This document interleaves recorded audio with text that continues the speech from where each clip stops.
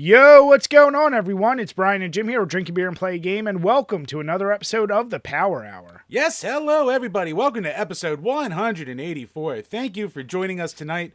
Sorry about the week off last week. Brian was a little bit of a sniffle bitch, so he couldn't make it.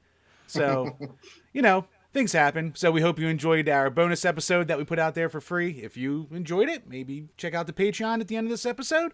There's plenty more where that came from. But, before we get into everything tonight, Brian, you were recently a guest on the Gamers Week podcast. Yeah, a huge thank you. It was a ton of fun. I got to talk with Blue, and it was just a ton of fun. I hope I turned out okay. I heard you breaking out that dance club random knowledge and songs and shit like that. Who was that Jim. girl? And you were you had the number 3 song picked out already. Real McCoy. Mm-hmm. Another night in. Come on, Jim. Hey, for as much as you hate me, you know my deep knowledge of anything pop culture is pretty. You can't mess with it. It's impressive. As some foreign podcasters would say, it's a form of IQ. But no, but it was a blast. I was glad to come on, and they confirmed I was better guest than you, and that really was the goal. Sons of bitches dead to me. All of them. Bog them. Something about being able to read pretty coherently. Look at me, I can read words on paper. But yeah, it was cool to hear you on there. And speaking of guests, you might have heard a little titmouse in the back there. We have a guest this week. He comes to us. Actually, you've probably heard his work. If you've checked out our show before, you've heard his work all over the place.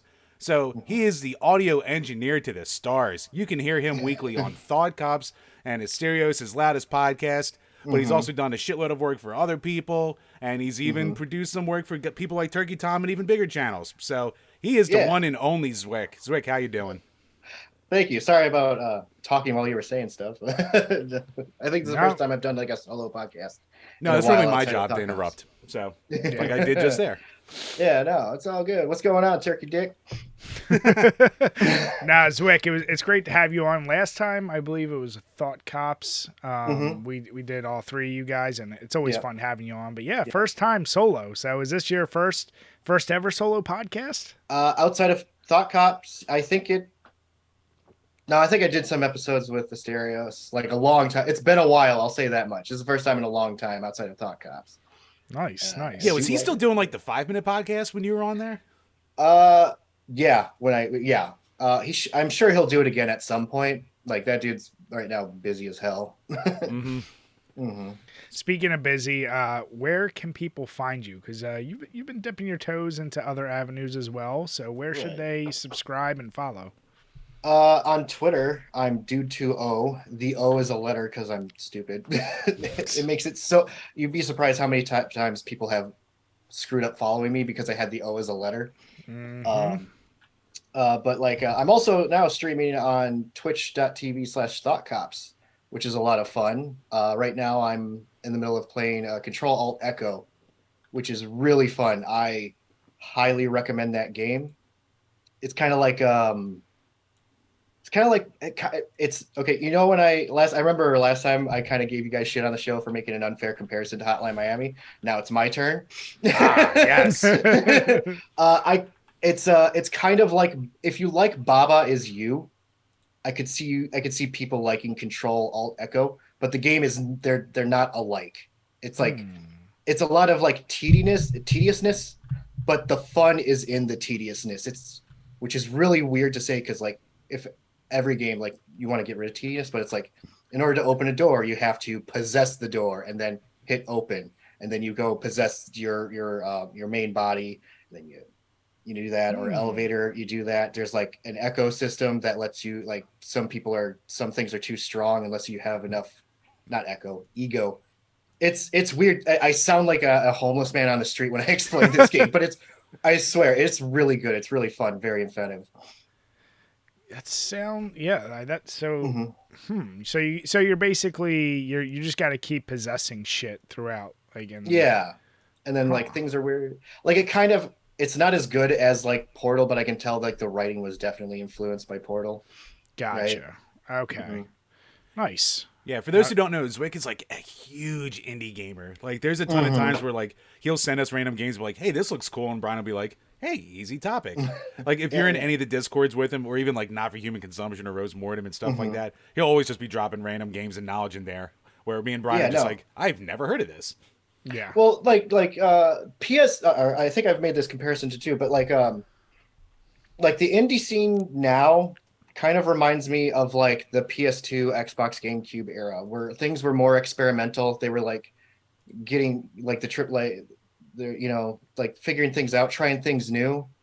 And now AAA has kind of gotten all the samey for the most part. There's still good AAA games out there, don't get me wrong, but like to find the really fun and inventive stuff, like if you miss those, like if you like classic games, it's like I think you would also, it's a good transition if you're looking for modern games. Indies are the way to go. Zwick, are you trying to say that you're sick of, say, the next Zelda in an open world, or the next Kirby in an open world, or the next Sonic in an open world? I'm actually, I have opinions on that actually. Yeah, like open world games used to be cool, and then it got oversaturated, and it makes me miss just level design and just going through a straight path and stuff, like, because I don't know, like open world used to be special, right? Because like not a lot, like a lot of hardware limitations, like held you back on it. So like when it did, it was very special. And now it's just like, it's almost, I don't want to say it's the easier way, right? Because I don't make video games, but it feels like there's, when you use open world, you kind of sacrifice level design. And I'm a person who's over the years has started to appreciate level design. Go back looking for that unique style each level versus just a giant open world. Yeah, no, I totally get that. It definitely. I mean, speaking of indie games, I know Jim and I usually cover what we've been playing, and oh boy, did I just beat one! And Jim has beat it as well. Yes, from our buddy Travis Lee. It will be a review from us. Lady in a Leotard with a Gun on PS4 for a whopping, what was it, 43? It's like a very odd number too. It's like either 56 cents or like 43 if you get it on a sale or something like that. There's something Wait, weird. are you talking about Travis Lee from Roast Mortem? Oh yeah, sure am. Oh my gosh, that's going to be a interesting game if he suggested it. I'll say that much. Oh, it is. Interesting. You talk about level design and indie development. My favorite little tidbit, and I'm not going to throw any spoilers out there for the review, but I love that it was basically developed as a way to get people to trophy hunt, and that's how it got successful. It's one of those games. Yeah. Well, besides, it's kind of meme status too. Well, it is now, especially because people have to play it to get their trophies. And I'll leave the rest for the review. Yeah. But yeah, that's my little indie game. But outside of that, speaking of games that were requested, Chambers, I am so close to beating XCOM 2. Dude, me too. It's like I've been putting in some hours there, and I've built out the entire base. I've got my exosuits, all the as powered up weapons as you can go. I'm like 2 or 3 contacts away from getting every contact on Earth. So it's like, yeah, the game is almost done, and I do love it. It's a hard son of a bitch, especially at higher difficulties. It's just one of those games that you just know you're going to have to fail sometimes, and that doesn't sit well with me, but I still like it a lot. Yeah, I just checked on my Switch. I am over 40 hours played on it. It has its hooks in me deep. I'm going to beat this fucking game. It's going to be on my level 50. I'm beating this goddamn game. Yeah. That reminds me, like when I was playing XCOM 1, it's a great game, right? This is nothing to say. Like I stopped playing the game though, because like I got, like, you get too attached to your characters. And there was a thing where it's like, oh, you can get I thought you could get your character like a robot or a new suit. And I was like, sweet. So I upgraded one of my officers, and I see it, and it's just a head on a robot. And the body horror that person went through made me so upset that I did that to somebody that I just turned off the game and never played it again. Like that's on me. It's a great game, and I recommend playing that game. But yeah, I was so upset about that part. Actually, now Zwick, speaking of body horror, so Brian was a little too shy to ask this, so he asked that I do it. So when you get a tattoo on your penis, do you have to be like half erect, fully erect, soft? What's the science behind that? I was half erect when I did it, and the guy who did it did a great job. It's just letters. I'll tell the story behind it. Basically, I really did this just to shock for Brian's reaction. Because I did not know about this. So please tell the story.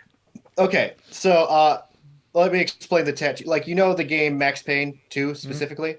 Sure. All right, you know the character Dick Justice, the blaxploitation version of Max Payne that you see on TVs. All right. So with that, I decided to get the word justice down the shaft. How drunk or high or under some kind of substance were you? You can't be drunk when you're getting a tattoo, right? You got to be stone cold sober when you're getting that. I mean, there's lots of things you could say you can't do. Right. Oh, yeah. And you can't jerk off for a week and you can't have sex for a month. One of those was harder to do than you think. Wait a second. Wait. You can't jerk off. What? Why? Well, okay. You mean after the fact or after it? Like I thought you meant leading up. I'm like, why? No, that makes no sense. No. I was like, what the fuck? Yeah. No, before that it was Mardi Gras, right? Yeah. Okay, just like before that makes a lot of sense. Yeah. No.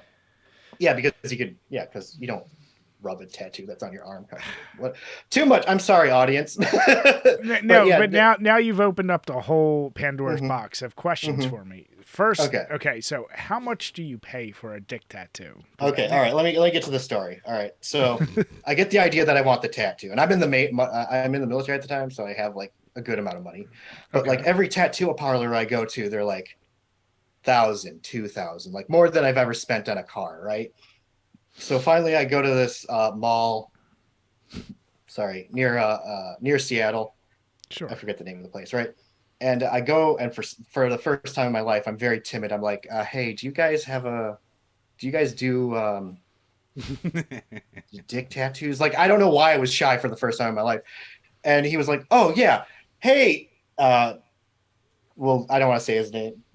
Aaron, come on over. And he's the specialist.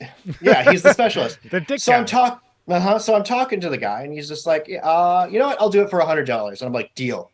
Great. And we're talking about the specifications of it. And he's just like, you know what? I'll do it for 90. I'm like, sure. Okay. And we keep talking, and he's like, you know what? I'll do it for 80. I'm like, I'm not ushing him down at all. Right. I was satisfied with the price. Right. If he said 200, I would have been happy. So like afterwards he gives me his Facebook I can like give him the details. I get his Facebook. I was like, oh, and it's like says like gay. I was like, oh, that's why. All right. So you're in the military, you got some money, you decided to get this done. How long did you contemplate doing it? Like, what was the lead up just like, nope, I know I'm doing it? Or was there a lot of pretty much when I knew what I wanted, I was like I started asking right away, like as soon as I could. Yeah. Is it one of those things now? How long ago did this happen? It's like 10 years ago, maybe. Let's see. It was like somewhere between 2007 and 2012. So it was a while ago. Now that justice is getting old and gray, do you regret looking down at it? No. No one's going to see the tattoo, so I can't be embarrassed by it. But I think this is probably the most embarrassing tattoo that I have, honestly. But I love it. For those who can't see, Zwick has his own avatar on his chest. Yeah, yeah. So, okay, then next question. Is this one of those things you gotta warn someone before you're about to sleep with them? Like, just so you know it's there. Do you wait for the but they don't seem to mind. No one has ever seemed to mind. They're like, oh, that's interesting. I get into too much detail about it. But I'll say it hasn't been a problem. I mean, Zwick, you just told us about your dick being tattooed. Well, yeah. There isn't too much detail. He doesn't kiss and tell, Brian. Touche. That's all right. Jim, you son of a bitch. You definitely Again, I apologize for the audience who came here to listen about video games. I mean, it's game related. Oh, yeah, definitely. Thank God he didn't come on here and be like, "Oh, I was playing Max 2 earlier, but Max Payne 2." It's like, wait, did you beat off before the show? Is that what that means? Fuck. All right, Zwick. So let me ask you, Uh-huh. what are you drinking now? Yes. I am drinking Crown Royale and whiskey combo here. Whiskey and See I've that? never seen that. Yeah, I never Yeah, they're saw at it either. Casey's. Well, I Huh. think they probably don't sell it where you guys are like in like the East Coast where like drinking laws are like so freaking harsh. Especially, well, PA especially. We're Yeah, ridiculous with our right. shit. Basically, I'm too lazy to mix my own drink, so I basically got this instead. And yeah, honestly, it's pretty good. Like maybe a bit overpriced, but I like it. I like the convenience. How does it compare if you were to make your own? Is it a lot stronger? Is it a lot weaker? Is I it would say just it's about right? weaker because I always mix it stronger. Mm. Like I always do that. So it's like I like the perfect measurement here, right? Nice. All But right. like 7% alcohol by volume, so Do you have That's that? it. Do Wow. you have that Huh. problem I have when mixing drinks when you put the ice in there and then you just put the liquor all the way above the ice and then you put the splash in after? yeah, And then that's you wonder pretty why much you're what dead the I. next day. Yeah, exactly, dude. But no, I've actually after high school, I learned my limit of when to stop drinking because there were so many times where I'd be drunk and I'd be in a bathtub and my friends are like, "Dude, you're gonna drown," and I'm like, "Good, I want to die." It fu- God damn. I Can't say I remember one haven't been time. there. Yeah, I remember one time I was in a hotel and then I was in the bathtub and like one of my Navy buddies he comes in, he's like, "Are you okay?" And then for some reason the Family Guy quote came into my head where I was just like, "The government took my baby," and he's just like, "Okay," and then he just slowly shuts the door. What about you, Chambers? What you got tonight? I actually did a little bit of an oopsie because I thought I had some beer that I bought for this in the fridge. I did not. So I'm going back and killing off my Harpoon Dunkin' Donuts ones. I had a couple of these left. So That I sounds good. have the Dunkin' Pumpkins. So a little extension of the old Show Us Your Pumpkin October. So let's put it that way. I'm still living that. Yeah, speaking of that, we are going to announce the winner. As Jim alluded to, it's been a shit show of a past couple weeks. So I'm getting caught up on lots and lots of things, but we still have to announce our winner. Once again, thank you so much to everyone who did submit. We'll definitely be putting out some posts with that and announcing the winner shortly. But yeah, after that month, I wanted to actually go and I haven't had an IPA now since probably August. Since September, I spent all my time doing goddamn Oktoberfest beers. So I grabbed the Hardcore Parkour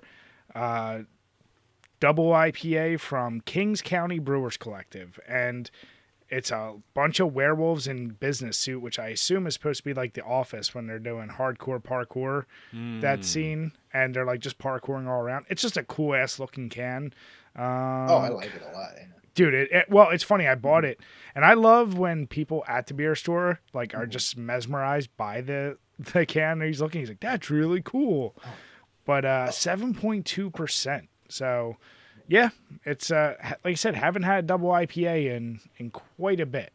So, yeah, this boy is it's definitely very hazy, and it's ton of that up front, kind of juicy fruit flavor, if you will. I will say I am really jealous because for some reason beer just gives me like a tummy ache, right? So I don't know what it is. I can only drink hard liquor. So I'm always jealous of people who can enjoy beer because I don't need to drink hard liquor all the freaking time. Yeah. Well, now Yeah. you got your little mixed drinks. It's like you're drinking beer. Yeah. But yeah, speaking of beer, my mommy got me this thing. It's definitely expired, so I'm not drinking it, but it says Zwickle? Zwickle. Yeah. Oh. Interesting. Yeah. Bavarian lager. Yeah. That's I think this awesome. is expired. I think my mom got this no shit at an antique store. That's kind of cool. Now the I question is, totally are you forgot ever about it going to until like open 2 it? seconds ago. No. No. This I don't even know when this. Let's see. This expired 2013. That's Oh, fine. perfect time to drink. I already don't like beer, so expired beer seems like maybe I'll try beer again, and I just instantly vomit. Yeah. No, we need to make a goal for this. All right. If you out there get Thought Cop's Twitch to, let's say, 1,500 followers, Zwick has to Sure. drink the beer. There you go. I will drink it very slowly if you guys do that. Listen, it can't be worse than a tattoo on the dick. So come on. I'd rather get a tattoo than a piercing. People who get piercings are fucking Ooh. freaks. I don't understand how people do that. Listen, you have two options: drink the beer or get Zwicko on your prickle. One or the other. I'll drink the. He's like, I'll be good. Like my mom, I don't know. My mom I can still keep the can. I'm worried that like I'll drink the can, and then like someone will see it and throw it away on accident though. So, but basically, I'm looking for excuses to not drink the can. Trust me, I've said to Jim a few times. I said when we started doing some of the Patreon videos of like weird food or whatever, and I still have some other ideas. There's a thrift store that Jim and I go to. Really got some old shit in there, and I found some very antique beers that are still have liquid in them. Oh fuck, dude, that store's been closed for like 3 years too. Oh no! I'm talking about the one that the antique one. Oh, that one. Yeah, there was a whole section, and I was like, okay, like some of them are just like regular Fosters, but they're from like 1980 something, and I'm like, should we try these? And I'm like, no. What are the chances there's something in them that would actually fuck us up? Speaking of like antique beer, have you ever been in like an antique store and seen like those nude beer cans where it had a naked lady on the beer can? Yeah, I remember being like a young and being like, wow, it's alcohol and it's naked. There's no way I can sneak this in my house. So it might take some convincing, but we do love our Patreons. Right. Maybe I'll convince Jim. We'll see. See how drunk I'll get him. That's it's very rapey. Look, I'll just get Jim really drunk and I'll just make him do some things for the patrons. The patrons love it when I rape Jim. But Jim, speaking of our patrons, what questions we got this week? Well, before we jump in, have to give a huge shout out to the newest patron at the $5 tier, Drewski. So thank you for signing up, bud. Really appreciate it. Thank you, bud. Yeah, he gave us his game request already too, Brian.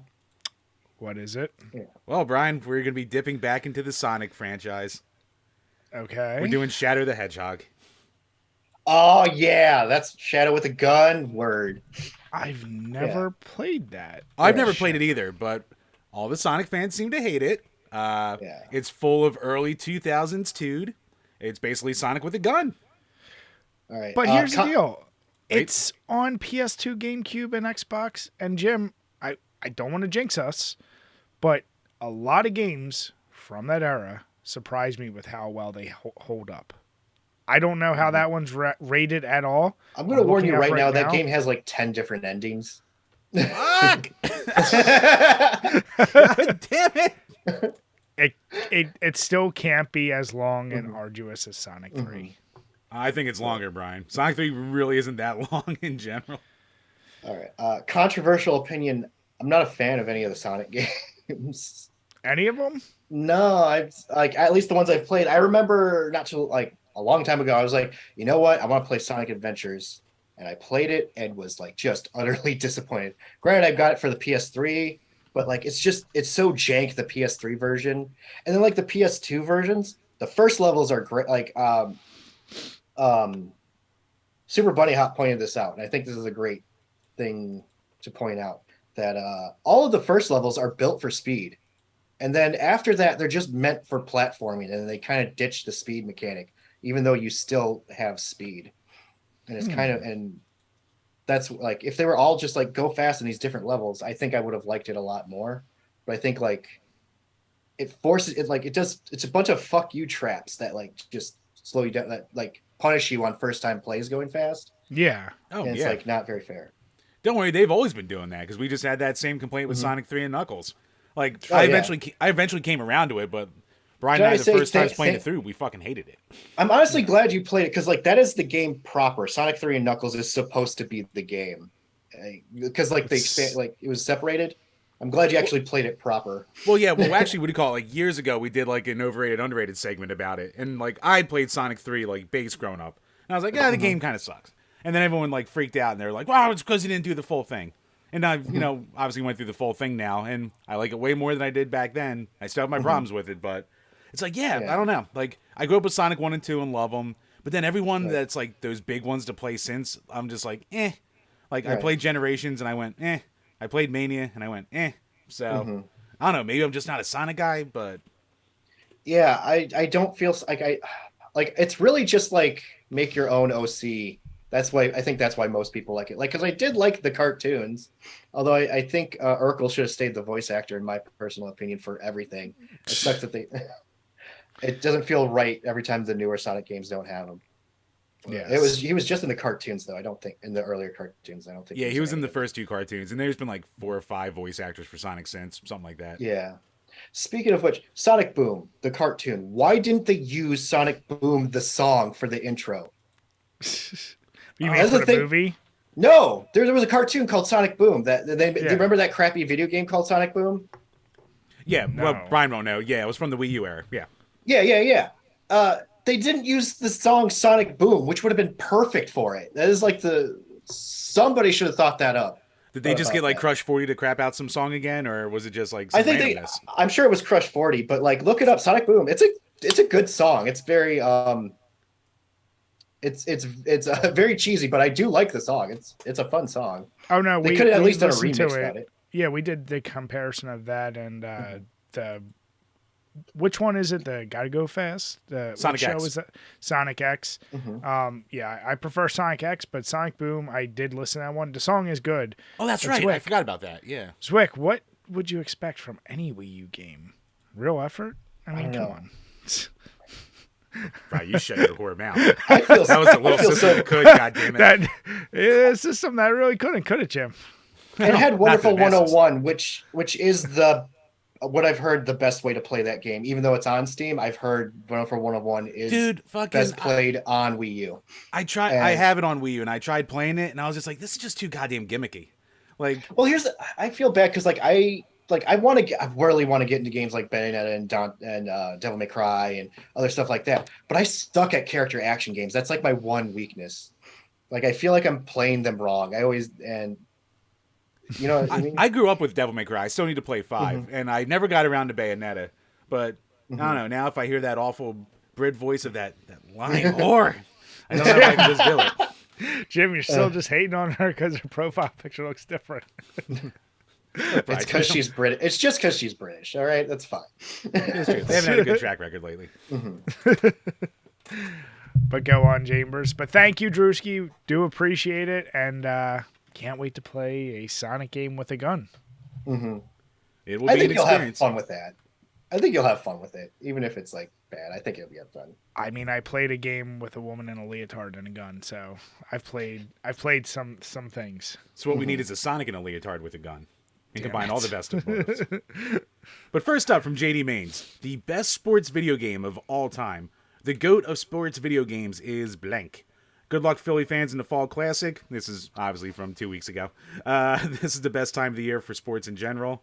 And then followed up by Alex Perez going with his list of Tecmo Super Bowl, ESPN, 2K, Madden, and NCAA 06, NFL 94, all that stuff. So they just go through their lists and stuff like that back and forth. But boys, you're a GOAT for sports games. What you got? Zwick, we'll let you go first. Well, I'm not a sports ball fan in general, but Blitz for like 64 PS2. I remember playing that and having a real good time with that. I would say like I'm surprised I don't hear about that when sports games come up. I do want to. Sorry about that. Burped. Zwick. You do not have to apologize for one burp. Anyone who listens to this knows that I have. Knows that Jim I spent covers 10 minutes us. talking about my dick, but I get shy when I burp. Yeah. But yeah, no. I do want to check out Blitz the League though for the longest time because it seems like it has an interesting storyline where you have mechanics where you can like send like drugs and hookers to the opposing team so they're hung over on the next game day. I do not know about this. I'm pretty sure that was I think it was in Blitz the League. Yeah. Like I've never played it, so I might be wrong, but I remember hearing about it. I should play that though. I don't know what system it's for. I want to say it's for the PS2, Xbox. PS3. Is it for PS3? Yeah. Okay, I was off. But yeah, I remember this is when They lost the license for NFL team, so they had to make up characters. But yeah, I remember hearing about that and just being like infatuated with it, but I never got around to touching that game. The gameplay must be awful because I feel like with like a game like well, that, like you should know something about it, especially if it has storylines like that. Yeah, well, I remember Blitz is very simple. It's very good. It's like, I would compare it. I would say Blitz is like Tony Hawk, where Oh yeah, it's the goofy mechanics arcade are. fun. Yeah, It's goofy arcade fun. Where like if you're playing Skate, that's more of like a technical thing compared to other of the NFL games. Like that one's just like I don't know anything about football except for the points are over that way, and that's about it. Right, and then yeah, so like I do if I ever get a chance, I'm gonna have to check that out. Definitely. I don't know if it's the greatest. I will say the greatest I've played was Blitz, but I do want to check out the League at some point because the gameplay was good in that, so I assume the gameplay has to be at least okay, unless it's like a WWF situation where the Yaki or Aki engine went away. Switched. Yeah. Yeah, there's a lot of rough times with WWE games over the years. Yeah, it does have Limp Bizkit in one of them. It sure does. It's that was SmackDown.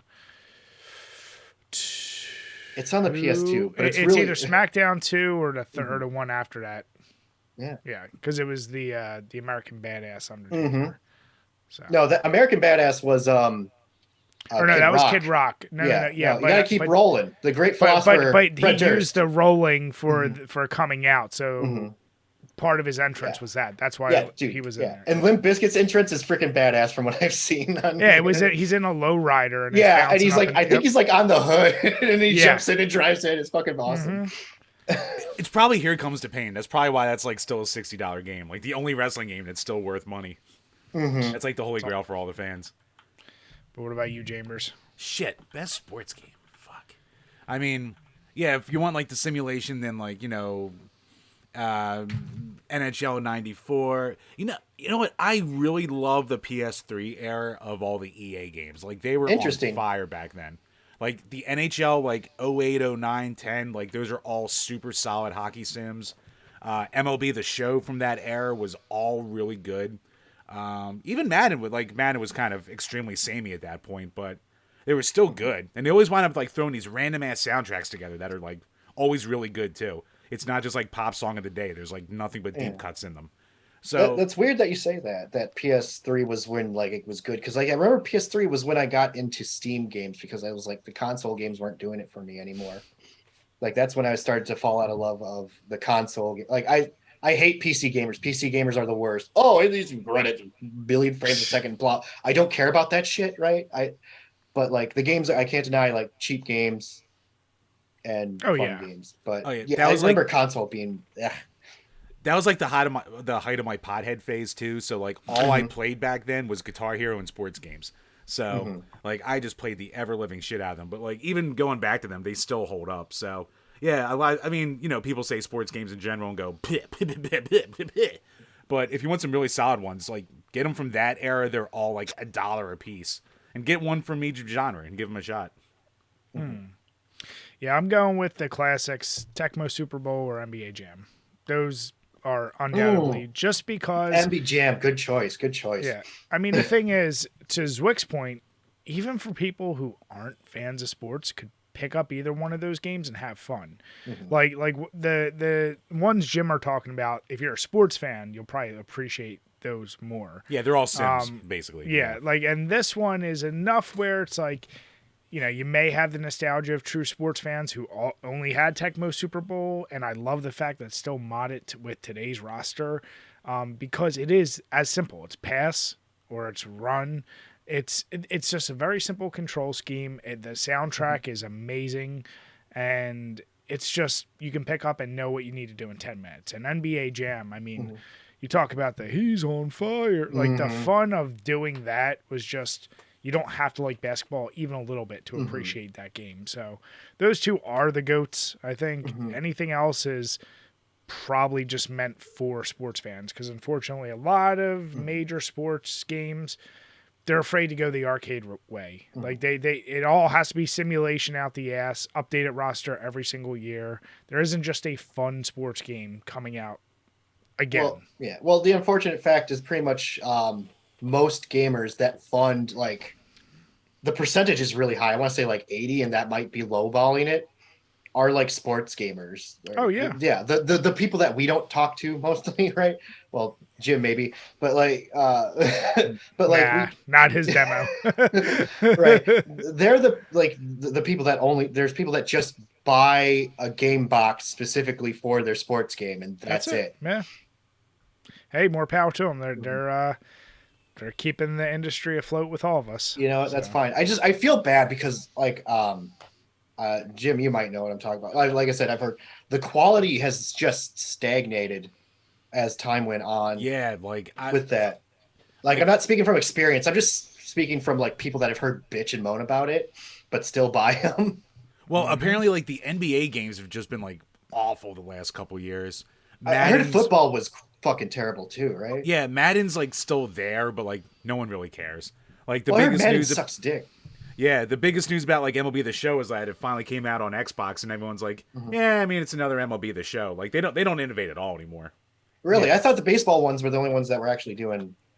Like it's still a good game. Don't get me wrong. Like it's still a perfectly fine game. It's just there's only so much you can do with mechanics and shit like that. So unless you're like significantly updating like the fielding AI or anything like that, there's no so much you can do. There's only so many game modes and manager modes and all that kind of bullshit. So yeah. No, but good question though. Thanks, JD. Yeah. Yep. Next up, Didn't think I was going to have an answer for that, did you? Next up from Alex Perez, Elon Musk, Twitter thoughts. Oh boy. All right, I'll go first. Go right ahead. I'll wander into this canary hole first or cave. I don't know, whatever.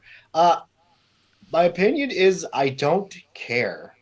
Like I don't think it's going to change Twitter for better or worse. Twitter's just, like, here's the thing: if you hate Twitter, you're following. And I'm stealing this from Brendan Kirkman, and he is very correct on this. Flush the toilet. Yeah, the flush the toilet guy. He's fucking awesome. Cool guy. Love that guy. But you're following the wrong people if you're not enjoying Twitter. All right. I pretty much just follow artists and like podcast people I like and all of that. That's really it. I remember back in the day when I used to be like super political and thought voting mattered and shit like that. That like I would follow those people, and I was definitely way miserable. And now I just follow people that I like, and like I just stay away from like political stuff. And if there's like a political thing, I just scroll past it as quick as possible. And my life is like way better. If you like Twitter before Elon Musk, you'll probably still like it after Elon Musk. All right, I don't. It is funny because I was talking to Chris Wilson about this a while ago. Like he was on a stream with a different show. Whatever. I'm not trying to name drop. I'm sorry. But he was saying that like there's no way he would buy Twitter. And I was like, I'm pretty sure he will because he doesn't want to look like a bitch to the internet. And I thought that he was right because like it seems like he was backing out of the deal. And I think I won, but only out of technicality, because I think he bought it because if he didn't buy it, he would have been sued for way more money than what he was originally going to buy it for. So yeah, I think that's what it was. Like he wanted to back out of it, and then I think like the shareholders were like, "Oh, he's buying this for double what it's actually fucking worth. This guy's a moron." So yeah, they like kept it to. They had some language where a judge was like, "You have to do this, or you have to pay out the ass," like you said. Yeah. So, he kind of got forced into it. I do love how everyone's like, "Oh, this is awful. Like, Elon's going to ruin Twitter, blah, blah, blah." It's like, well, fucking blame Twitter. Like, they could have just let him walk away with his tail between his legs and look like an asshole like he always does. But, I mean, if you throw an extra $20 billion my way, I'm not going to turn that away either. Fuck Twitter. I will say, I feel bad for the people who had really cushy jobs at Twitter because they're gone. Like, I feel bad because you know what? They were making money and they didn't have to do a lot of work, which is, we're all trying to do that, right? Because like those freaking TikTok videos of like people at their jobs at Twitter or LinkedIn. Oh, it's such a joke. Like I'm living at my house and I'm like, I I need to kill myself, right? Yeah. But like, When the average Mhm. salary was like 160K there or Yeah, and something. like you see that, and they're like, "Oh, we get a chef, and we bid, Yeah. and then I go in my decompression chamber, right? Like I said, I'm only hating because I'm jealous, right? If I had that job, Oh yeah. if you have that job, people, I know no one working there is listening to this, but if you are, and nurses too, stop making videos about your job. It makes us less sympathetic for you. You need to stop because like if like because like the nurses when you see a nurse dancing and having a good time, especially during COVID, they shouldn't have done that. Like I believe COVID was a hard time for freaking nurses, but they shouldn't have freaking posted videos about it because it made a lot of people like less sympathetic about like a job that I know probably was a huge pain in the ass, especially during those Yeah. times.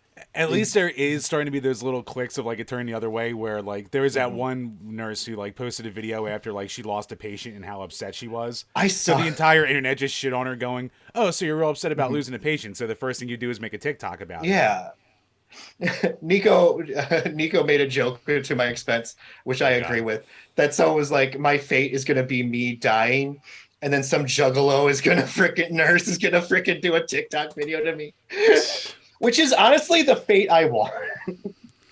That's actually like poetic for how you would go out, Zwick. Oh yeah, definitely.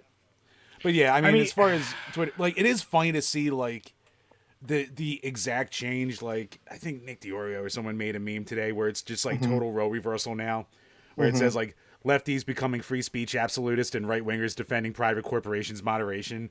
So it's completely flipping the. It's just showing the hypocrisy of everyone. Right. Like I'm in your camp. Like No. I don't care. Like Twitter Hmm. for me is just fun. Like I'm Right. not invested at all, and Right. it's really not as important as people on Twitter think it is either. Yeah. Like here's my deal though. The amount of bitching as someone who is on the peripheral as much Hmm. as I mean, I know shit about Twitter. Hmm. I don't follow it. It was a cesspool shithole before. It's going to stay that same cesspool, just with some different people now. I love the outrage of like, oh, I'm leaving Twitter. It's like, no, you're not. You're gonna, Hmm. you ain't going anywhere. And this whole idea, I actually think it's funny. This like verification for like the $8 a month or whatever. Yeah. I love the trolling Hmm. aspect of it, how it was going to be 20 and the shit with the AOC and saying now it's going to be 8. The thing that made me laugh the most about that is Hmm. like people are like he's taking away free speech. And I'm like, do you not recognize that verification and free speech aren't the same? Like that was the point where I was like, hey, maybe now we can get verified if all we have to do is pay for it. Like that's one of those shits where I go, Uh-huh. stop worrying about this Yeah. shit. And For it's real, no cap. I seriously thought about trying out the eight I hate you, dollars a month. Zwick. oh, I thought Zwick, I me too. thought I was about like, if I if want it to try boosts my this is 1 month. posts, There's no way I would do this permanently, but I just just want to see what it's like to have Yeah. a check mark near me. That was a serious thought. Probably won't do that, but like, if someone does it for like 1 month, I won't make fun of them. But if they're permanently paying for it and you're not like a business or like a person that needs it, then yeah, then you deserve to be made fun of for paying $8 a month. But like, I think you get a 1 month pass for me at least. But I also don't feel bad for like the people. I keep seeing like I can't even tell anything on Twitter, especially. You never know what the hell is true or not. Mhm. The amount of people claiming they're being banned or someone's been banned for doing something, and I'm like, you did something a shithead would do. I don't feel bad. Like I don't care. You're not get banned like a million other people have gotten banned over the Mhm. past couple years. Like Jim said, the Mhm. roles are getting reversed now. And it's just interesting to watch. Like the same people that would scream, ban this person Yes. because I don't agree with them, are getting banned for doing shit that clearly someone says, Mhm. don't do this thing. If you do it, you're going to get Yeah. banned. They And I do it, or they push that button and then they go, but why'd you ban me? I'm Mhm. like, I don't feel bad for you at all. Like, you know what you were doing. It's the same shithead that talks a lot of shit, finally gets Mhm. punched and is shocked. well, Like, well, yeah. I mean, like Kathy Griffin when she did it, like it was legit her just trying to troll him and shit like that. And That then was an unlawful. I think she got way too much shit for that. I she don't know did. why. Like, if it was Bush, if it was 2008 and it was Bush and she was holding a Bush head, no one would have fucking cared. All right. I don't Oh know yeah. why. Like, like I'm not saying I'm like a fan of her comedy or her politics, but like no, that was bullshit that people got fucking upset. Especially when you see like videos of like people saying like Obama's Hitler or whatever, and it's like I hated that so fucking much. Oh no, people I lost their remember minds. seeing that. I remember seeing that and being like so fucking mad that people were mad at that. I was like, not like her comedy's okay. Like my mom loves her comedy, but like people are allowed to have shitty opinions. Why can't she just do like a thing like that? Yeah. Right? Yeah, but Even if it's the kind she's of a case protest, like where fuck it, who cares? Who cares? It's a fucking Yeah. cake picture. Who cares? Yeah. yeah, but I look at something like that and I go the same way I felt about everyone who's gotten banned or done some stupid shit, Mhm. and then you get banned. Mhm. Once again, Twitter is not a public utility. You don't have a Mhm. right to it. If the owner who's apparently tweeting out the people, if that's really him, that's fucking insane.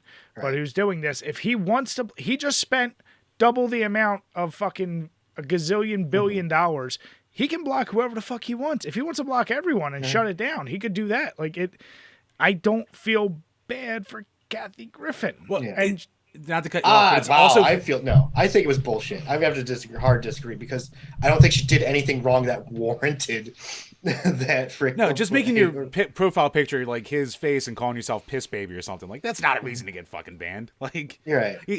No. we're legitimately watching the richest man in the world like read every tweet about him and block everyone who makes fun of him. So Right. like there is that part of it. It's like, man, he is just a giant little piss baby. Yes. But it's also funny to see everyone like jumping over to the Fediverse, who's like leaving Twitter right now when the Fediverse was made for everyone kicked off Twitter so they can go there and say the N-word. Like this is just such a weird time we're in right now. Right. And I will say, the man Kevin Poet, this would be a sin if I didn't freaking I'm on my second can, sorry. Mention this. Kevin was who famously blocked him just because he annoyed him. He got a bunch of he got a bunch of shit because somehow he found out. I don't know where I was going with that, but I feel like I just think it's funny that like the guy who he got shit for blocking now owns Twitter. Yeah, Right. he literally bought it so people could stop making fun of him. That's why he did it. And people still are, right? Oh yeah, more so now. Yeah. And he was just blocking him because he was annoyed, not because like, oh, I was sick of the harassment. He was just fucking annoyed. Here's my advice to everyone out there: don't get too invested. If Twitter burns to the ground, let it be. Fuck it. Who cares? Something else will pop up eventually. And just watch the shit show. It's fun if you just sit back and not take it seriously, like you said. Your life will be better if you don't get invested in this shit. Right. Just let it be. Don't defend. Don't go on the attack. Just let it be. And at this point, my God, I thought meme burnout was a thing. The amount of parody accounts and names, I'm like, oh, you're the other clever one that thinks you're doing something funny. And oh, it's already burnt out. Like it's been a day, and I'm already like, okay, there's no originality in this shit anymore. So yeah, it's quite a ride. But you know what? I'm all for it. I want to see a shit show go down. Well, it's a shit show, all right. Oh my fucking God. But next up from Jimmy Mook. Favorite non-beer alcoholic drinks to have in the fall/winter. For example, I like to make batches of mulled wine for the winter months. That's not alcohol? Non-beer alcohol. Say, Oh, non-beer alcohol. that's all Zwick drinks is non-beer alcohol. Yeah, all I drink is non-beer. I don't know. I'm just like a whiskey and Coke or Bloody Mary. It doesn't matter. As long as it gets me drunk and makes me forget that like I'm sad, I'll freaking drink it, all right? That's all that matters. Yeah, I'm a whiskey bourbon. That's my hard liquor to go to. But if you're talking about something I need to be prepared, you know what's funny is I'm completely over and I don't do sodas and drinks anymore unless I'm at a bar and I don't feel like just having straight whiskey or a beer. Outside of that, I love a good Bloody Mary. Those things are delicious. But if I'm prepping shit, I like homemade sangria. That shit's delicious. Or a dirty martini. That's the only way I really can drink vodka because I'm not a fan of vodka at all. Long Island iced tea. Oh yeah. Well, that That's the go-to. Those are so you gotta dangerous. be in a pool. Those are so you fucking gotta be in a dangerous. pool, and you gotta buy way too many of them and put it on accounts that nobody knows about. Yeah. Oh God. Oh, that Cancun trip. What about you, Chambers? I mean, yeah, like all of us, like I'm mainly like a whiskey bourbon kind of guy, but yeah, I do love me a goddamn good Bloody Mary. Like I can't make one on my own to save my fucking life, but anytime I'm Really, out I anywhere, can make one, and I'm fucking stupid, man. They're not. don't doubt my stupidity. Do not doubt my powers. Just fucked up bowls of cereal. Come on. It's true. I did ruin a pan with rice before.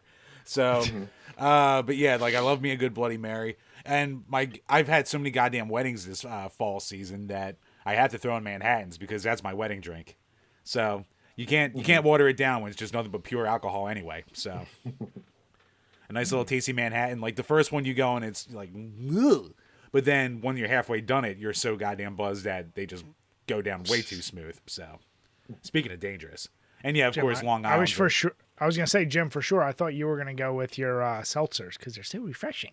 Right, that's more for the summertime. Come on now. Yeah. That's why summer drinks, man. What are you talking? Yeah.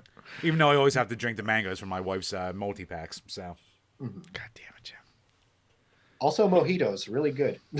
Oh yeah. Yeah, No, nothing I- seasonal. yeah. I'm not a seasonal drinker. I just drink what's in front of me. Just drink whatever. Yeah, Yeah. exactly. Bri, you still doing your mint juleps? You were on that kick for a while. Yeah, I mean, I was gonna say mojitos and mint juleps are in the summer because I grow mint every year, and there's nothing better than some fresh shit. If I could grow sugar cane, I would do that shit too. But Do you do yeah, it the that smart shit's way and do the delicious. mint in a pot, or do you kill your lawn and put it in the grass? No, I do it in a pot or in an area where I'm fine letting it weed out because I like having as much as I can. I go through some goddamn mint. I love it, and it's a good little weed. And there we go. That wraps up the questions for this week. So once again, thank you to everyone for all the support. If you want to ask questions, head on over to Patreon, or if you want to make us play another goddamn Sonic game, check out our Patreon tiers. And as always, if you're new to the podcast, listening on iTunes or Spotify, please leave a 5-star review. We'll read any 5-star review you leave on there. Appreciate it, guys. All right, Chambers. So, we've covered a lot of what I would call bullshit on here for the past couple weeks, but this is something I actually, I applaud this, and it's a crazy little story, but it comes to us from Kotaku about someone who has now preserved every single PS2 manual in 4K for download for everyone. So this guy has been working on this for 22 goddamn years. Basically since the PS2 launched. He was just like, oh, I'm going to start saving every manual and shit like that. And wait, Has a complete collection of all, like, whatever, 4,000 games. which I was surprised about because I've seen so many varying names. Maybe that's just like officially licensed because I think if you throw in like unlicensed and random variants and shit like that, there's like 7,000 to 10,000 games into PS2, something ridiculous. He probably doesn't cover that. I wouldn't Yeah, because that would be kind of silly. I mean, you only need to do official, especially for manuals, because the real question is, of any goofy ones, what are chances they even have manuals? Very true. But no, yeah. this guy, I mean, he said... Named Kirkland. He just goes by Yep. Kirkland. Yep. So he said since PS2's come out, like Jim alluded to, he's probably spent about $40K to buy his PS2 collection, which, I mean, yeah, it's... Here's the thing. That's a lot.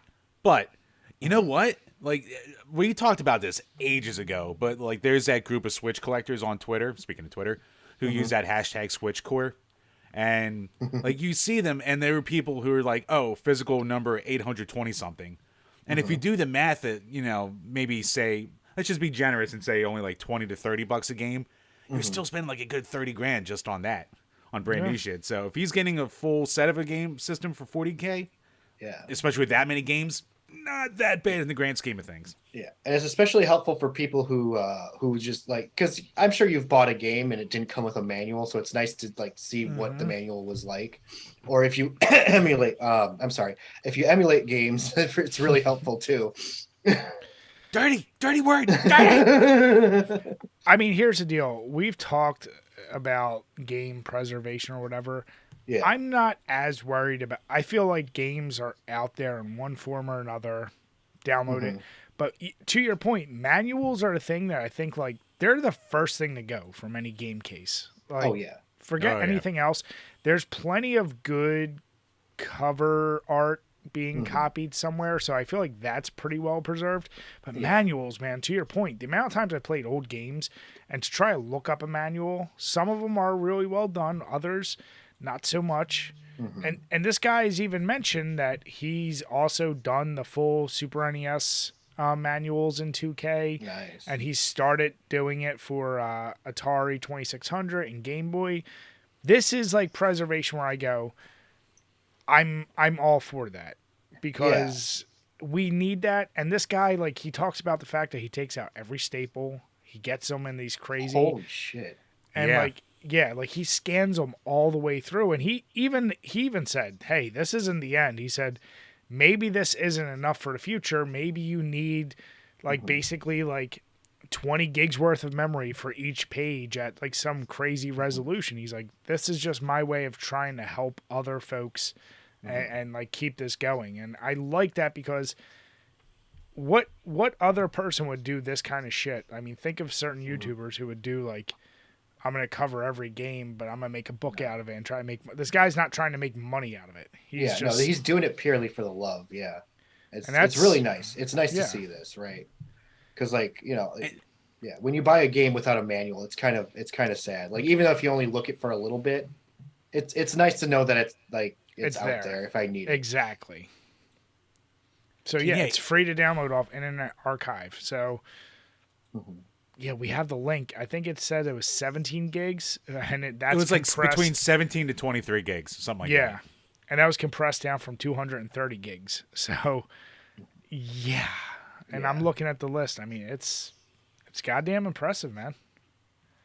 And I mean, you know what? We've always been talking about how we want to have, you know, more happy topics because God knows we don't have enough of that on the internet. But this guy's just doing yeoman's work. He's a fucking hero to not just game preservationist, but just like in general. Because I mean, we're all that age where we grew up with the PS2. And to your point, Brian, like they're like anytime you go to a thrift store, good fucking luck. Well, one, finding a game at this point, but two, finding one with the manual in there. So I can find more empty cases than I can manuals any day of the week.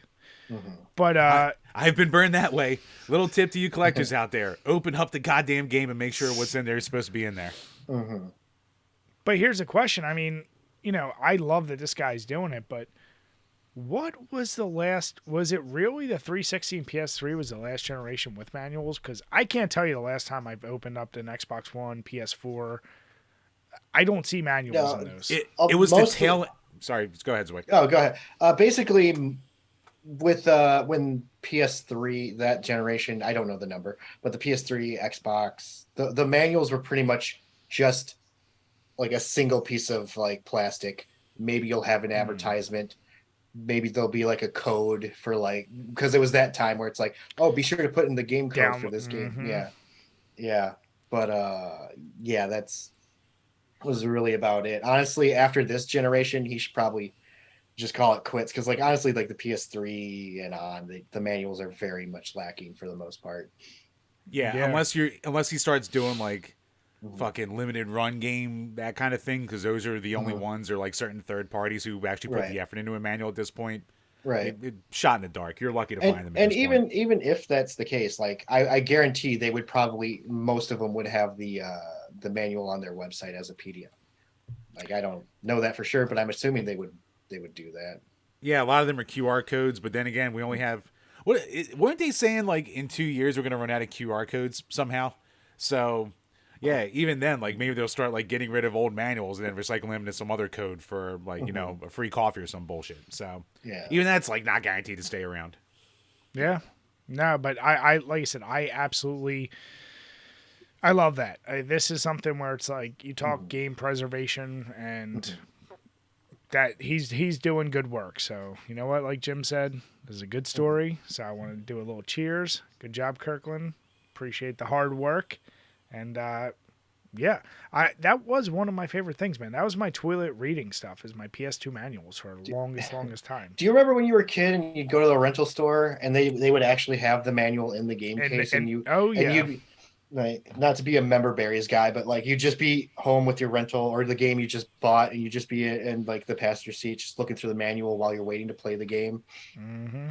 Like, Yeah, yeah, that was parents freaking awesome. parents taking you to the rental store. Yeah, we all have those memories, don't we? Jim! You're like, Daddy, don't keep going behind the curtain. I want to get a game. The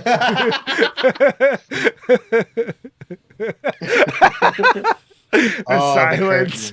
curtain. My, Gosh, my man, dad had a Zeus- collection that I would always find. He would keep trying to hide it, and I would always find it. He's like, God damn it, it's Oh. just in a VCR. Stop looking there. I see people complaining about a little bit of hair in their videos. You don't know what Right. I've seen. Damn it, Jim. There's I the earned my family stripes, VCR and the daddy VCR. All right, stick with the family Yeah. VCR. Oh no, kids will never know the art of getting that VCR down to the second. Mhm. That's where I learned Oh, some dude. of my earliest editing.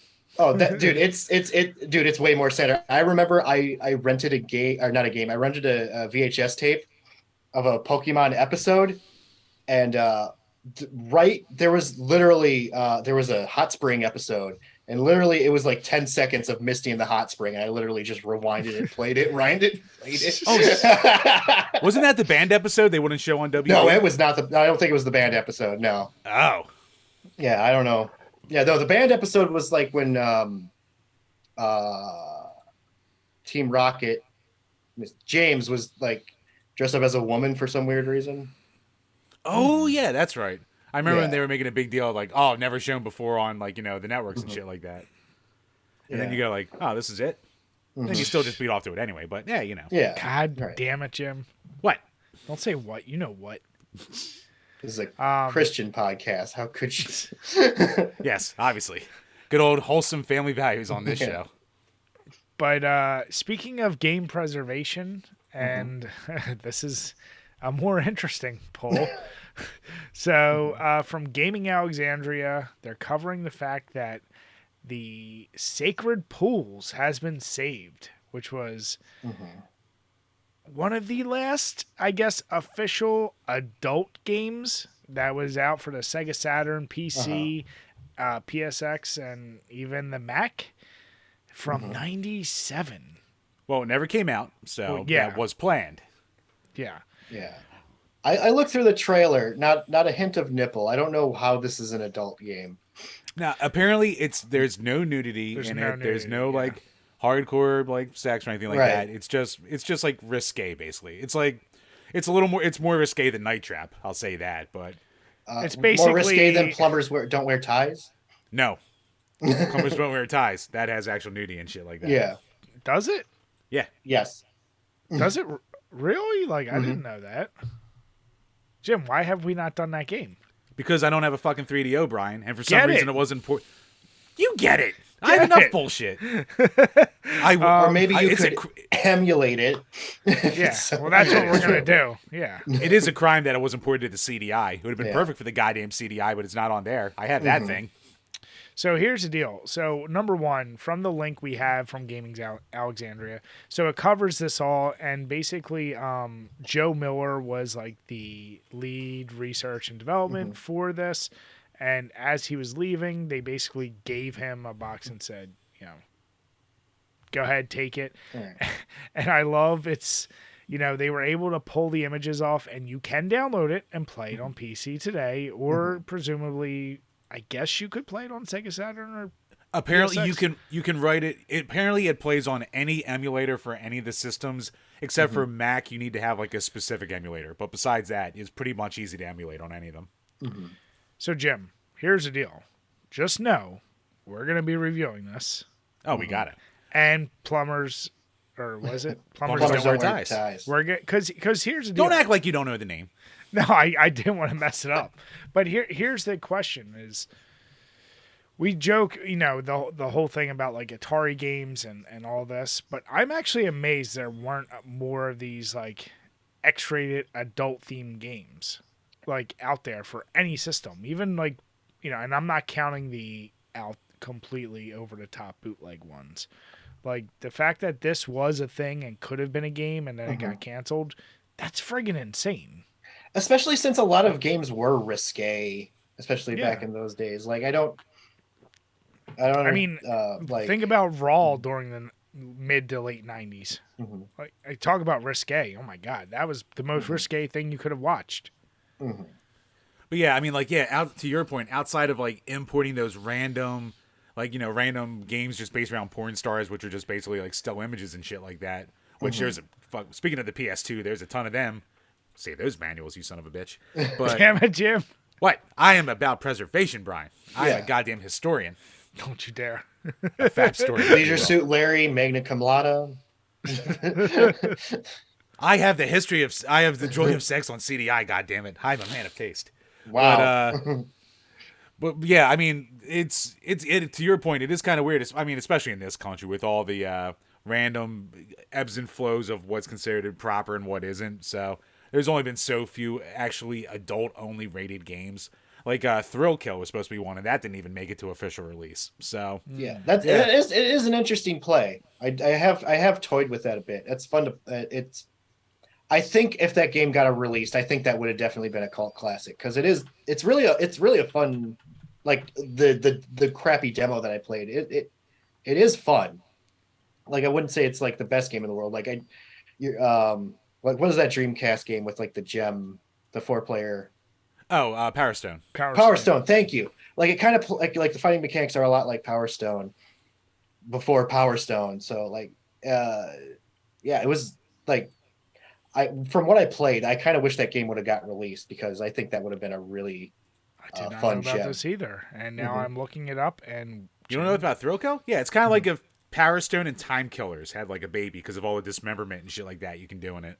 it looks Mhm. fascinating. But no, but like here's the deal.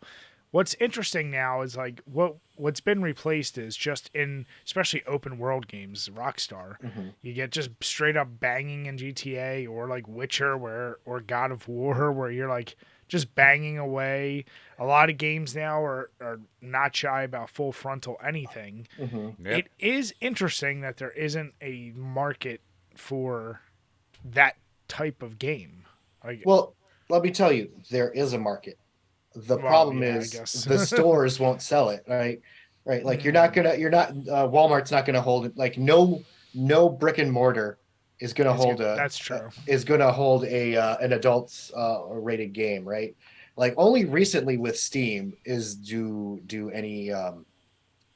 any systems actually have now you can actually do adult rated games, and there's so many adult rated games on Steam right now Isn't like that are one of the low like quality. isn't one of the highest trending games on Steam right now like Sex with Hitler 3D or something like that? Yeah, I remember. Was there? I think there was like a controversy because like in the game he has 2 testicles, but apparently he lost a testicle. So people were upset about the historical accuracy because he only had I one don't know if ball. that's what people's upset about, Zwick. That was one of the things that they were upset.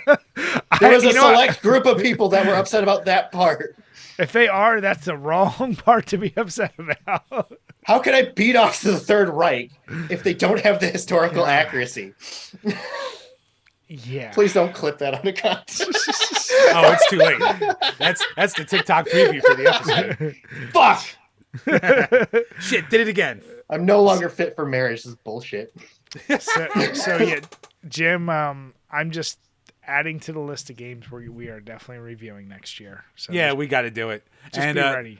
I do love just like it's got that full on FMV cheese too. Mhm. Like for all I know, it probably sucks. And like Yeah. I could tell like after playing Seventh Guest on CDI, which is probably the worst way to do it. Like how you have to wait that couple seconds every time you just move down a hallway. Like I know it's gonna drive you fucking nuts, but Yeah, like the gameplay kind of reminds me of D, like where not gameplay, but like the visuals, like it's live action D, yeah. where like like you click an area and then you just go like the camera pans to that area and then you do shenanigans with that. But yeah, no, I am 1,000%. And our buddy Retro Roo, who I know, he always works on doing unreleased games. Speaking of preservation, like that's the kind of thing I love. Like anytime there's unreleased shit, just even give us the tiny bit of alpha or beta info you have, like gameplay available, just because it would be interesting. Like Thrill Kill, all this shit. Mhm. So yeah, I'm all for that. And Oh, Sorry, the I Thrill thought you Kill only is did the out Sigma there. builds. Thrill Kill is out there if you want it. don't you dare. No, Thrill Kill. No, after you mentioned it, and I just looked it up. Mm-hmm. It will be definitely something I need to check out. Mm-hmm. Like I said, it's one of those things that you check out for a few seconds and then you like put it on the wayside. You get but it, yeah. Yeah, but it's definitely worth checking out. I will say that. Nice. Just to see what could have been. Now, Chambers, for you from PC Gamer, I know you're really sad. The sexual assault custom game mode was removed by Blizzard. God damn it! I had to frame it that way. Jim, what? Jesus, what? This is your crusty corner. I do. Oh God, I do like how like the meme going for Overwatch 2 at its launch was, well, there's no Rule 34 of it yet, so it isn't like a real game. Well, he fucking jumped right over Rule 34 into the good old fashioned sexual assault mode.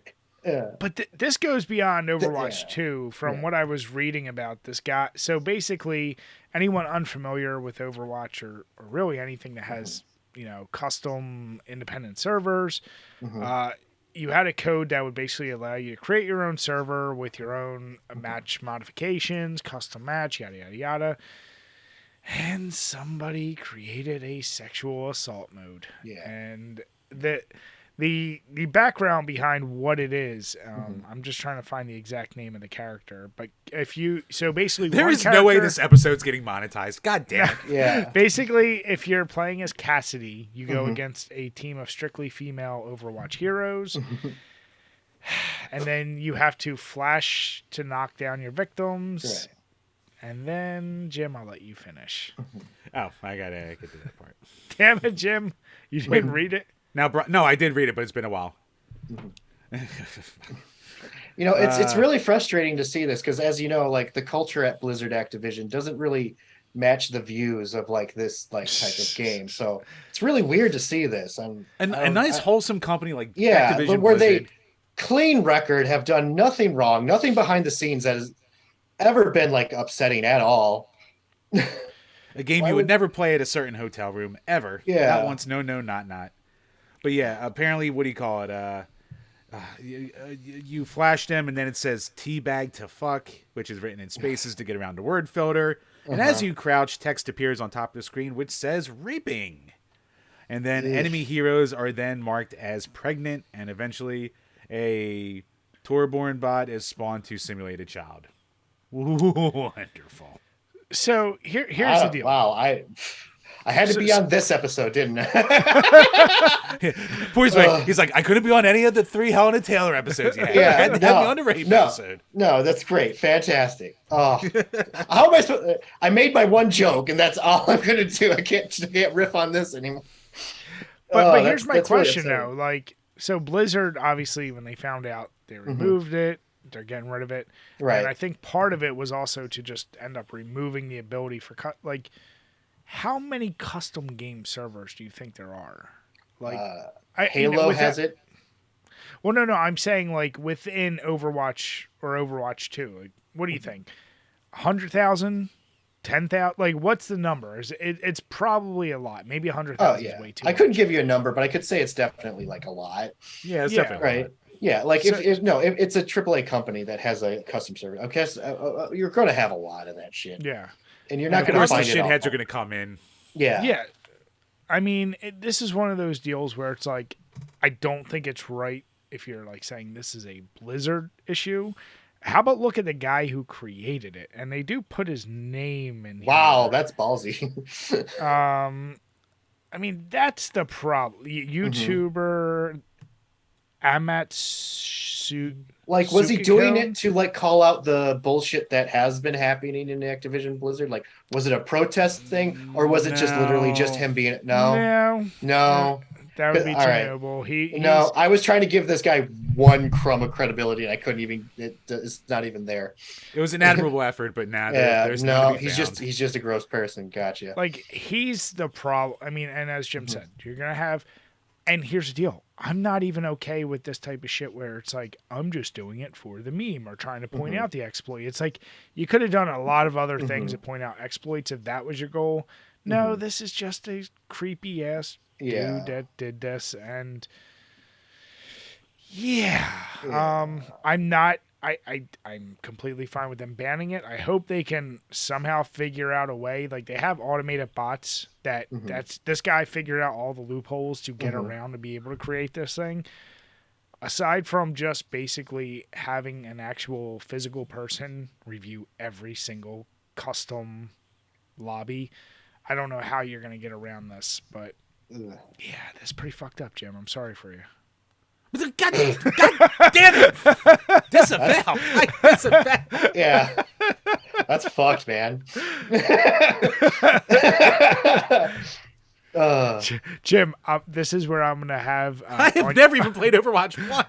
Jim, Yeah.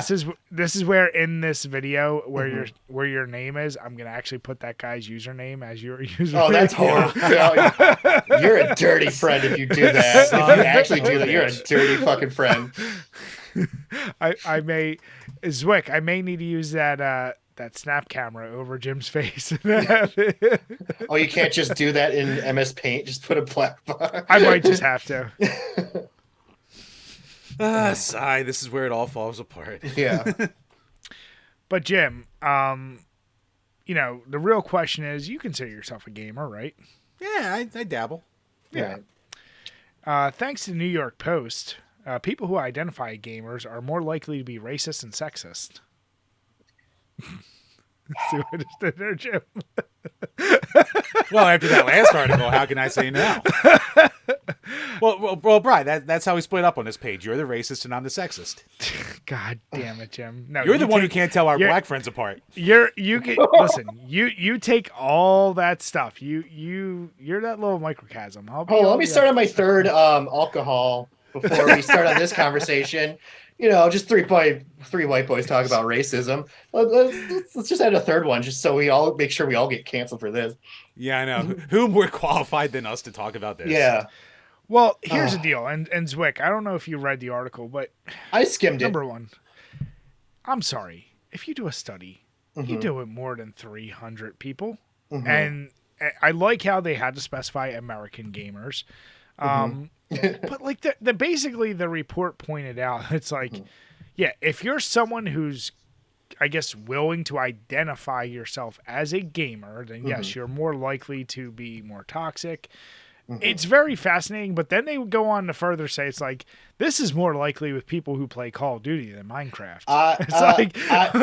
Okay, no shit, for real. Like, I don't want to give this validity, but there's a TikToker out. There's like a TikToker out there who would play Call of Duty, and he would speed run someone saying the N-word, and he would get it, and like his final video was like sub 1, and he'd be like, yeah, let's go.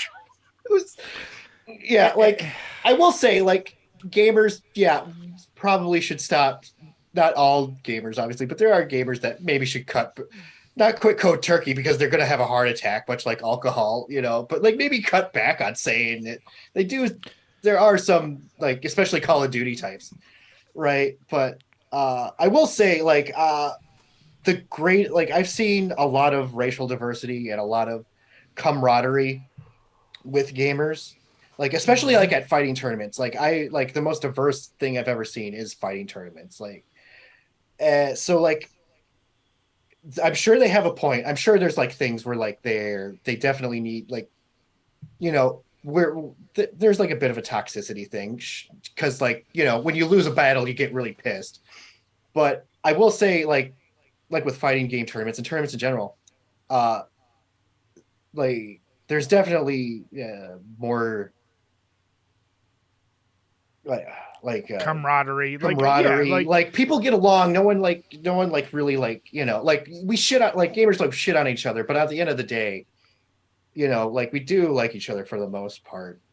Yeah, and even then, like, I mean, when you're at a tournament too, you're not going to be saying certain things to another person's face who's right next to you. Right. It's definitely, like, you know, you have the anonymity of playing on Xbox Live and shit like that or what have you. Now, I'd still say it's a risky proposition because we definitely don't have the it's not the same internet now that it was in the old Halo 3 days either. Like, it's very easy for people to clip you or to track you down.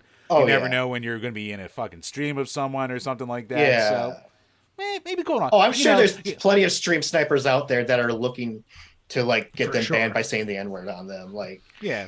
You never know when you're going to wind up on a bridge in PUBG. Things hatch. Right. You know? Yeah. Oh, Damn yeah. it, Jim. Yeah. Like I say, definitely you hear slurs if you're on the right gaming thing. But like, I will say, there's definitely a toxicity side and a camaraderie side of it. And it's kind of split kind of that way with that. That's pretty much what I have to say.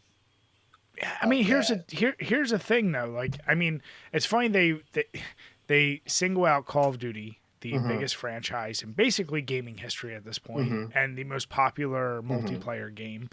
It's like, but I've mentioned many times, like playing something like Friday the 13th. That was one of the best communities I've ever dealt with. On open party comms, like, dude, everyone was just having fun. It was just a fun game, even though it's competitive. Like even the killer would be fucking around with you. So it's one of those deals where like, Call of Duty. I'm sorry, I say any shooter. Like, you got a certain mentality going in there, and more than anything, they're talking about like, fuck. Like, it's not even racist things they're saying. They're gonna be calling you a lot of other things, talking about how they banged your mom. Like, they're gonna say everything else under the sun. It is a very toxic in that term, but it's like weird to say like, just because you identify as a gamer, you're more likely to be those things. I'm like, it's just such a misleading article. Yeah. Where you go, okay, like, do you really need to keep trying to villainize gamers? Like, as if that hasn't been done since the 80s. Right. Yeah. Come on. And like the bigger the game, the bigger the franchise. Let's be honest here. The more you're gonna have normies in there who don't have the internet etiquette either. Yeah. Really don't care either. Yeah. So I will say, the more widespread you are, you're casting a net. My favorite part at the end of the article, too, is the article writer, or not, the person who ran the study, said Cohort also advised to not read too heavily into this study, saying the topic of video games having long been sensationalized by the media, and she worries her research will be taken out of context. What fucking context are you taking out of when you say gamers are racist and sexist? Yeah, that's a coverall. That's I don't know. I would say it is fun to mess with like someone who's like that, who calls me, I won't say it, but the F slur, right? And I'll be like, yeah, I'll come to your house and kick your ass and suck your dick. You want to go? Come on. The old South Park retort. Yeah. Suck my balls. Present them. Yeah. Damn it, Jim. But yeah, no, that's that's 3 bangers in a row, Jim. You son of a bitch. Zwick, I am sorry. Yeah. No, I remember you guys sent me the doc, and I was like, this is gonna be a rough episode. Well, we had some nice game preservation. Turn into Chambers' crusty corner. Yeah, I like that you saved that one at the end on my third, of course. Not the final episode, but yeah, it's not the final episode. It's not the final thing, but like it's definitely like near the end. Yeah. But here's the deal. Interesting article. We covered this actually last year because we started talking about it. But Capcom announced that 91.5% of their sales are now digital. And this is actually from last year where they were at a 70-30 split. 70% digital, 30% physical. Now, in the article from GameLuster.com, they basically said that a lot of this comes from the Monster Hunter Rise with their Sunbreak expansion with like 4.4 million sales. And there's a lot of DLC that's come out for Resident Evil Village. And, a lot of DLC is, well, it's digital only. But this is something we talked about before, and honestly, I'm not that shocked. Even though Capcom has come out with, the Resident Evil remakes and Monster Hunter, they also aren't coming out with a shit ton of stuff in terms of physical media. They've been banging out their classics editions or their classic games and all the shit on Switch and this and that. So, of course, your sales are going to be digital. But I think we've talked about this, and even a new Call of Duty, which Jim and I and our friends do every single year, I bought it digitally. Like, I didn't go out and get it physically because it was just more convenient to just get it digital and play it at home right away. Yeah, that's why I got Steam. Like, the exact same reason. Exactly. Like I said, hate PC gamers, but I'm technically a PC gamer because of, like, Steam and the availability. And I will too convenient. Yeah, and I will say it like, because like, look at your games like behind you. Like how are you gonna move all of that shit? Like, if you It's decide a to move, nightmare. I like, yeah, because like that's the only reason that keeps me from like making a game. Because like I would love a giant physical game collection like that, but I also like I kind of like as I get older, I kind of like just want less physical stuff, and digital Hmm. only is like a great avenue. Now, I will say, physical does have like a thing where it's like, oh, the like for Grand Theft Auto San Andreas, like the music licenses expired, Yeah. so like they had to change that. They had to get rid of some of the music, right? And even though like I personally, for whatever reason, listen to the talk radio part when I play those games, like Dude, I always listen to it too. yeah, it's the I don't I like I think it's like Because you it was probably it want was to see like how their writing mhm, was, what they're actually mhm, do. Like there's something yeah. clever about. Laszlo was the man. Oh yeah, Damn I it, was Jeff. I was also one of those weird people that actually played Grand Theft Auto for the story. Like I every did too. We know yeah, Jim didn't. yeah. No, I think they had really I played them for the story. I beat some of them. yeah. I haven't beat all of them. I dude, I wish if Grand Theft. I think Grand Theft Auto has a four has a great story, but like the game mechanics just bar me. Like it's like I think it's like the worst gameplay wise, but I from what I've heard, it seems like it has like a really great story. And I feel like I'm missing out because it sucks when you throw a grenade three times at the same enemy and he just goes across the room three times and then gets up and then Uh shoots you. huh. It's like the I like every game I've played, grenades kill people in one hit, and that's the first one where it doesn't. But no, to your point, Zwick, the physical media thing. Mhm, So I've severely cut back. Like I would when Jim and I started this page, especially like I was like, oh, anytime I'm at Goodwill, if I find a game, mhm, I don't have it, I'm just gonna add it. Then I was like, you know what? I'm only gonna stick with things I very specifically want, and now it's really down to mhm, just horror if I get a good deal.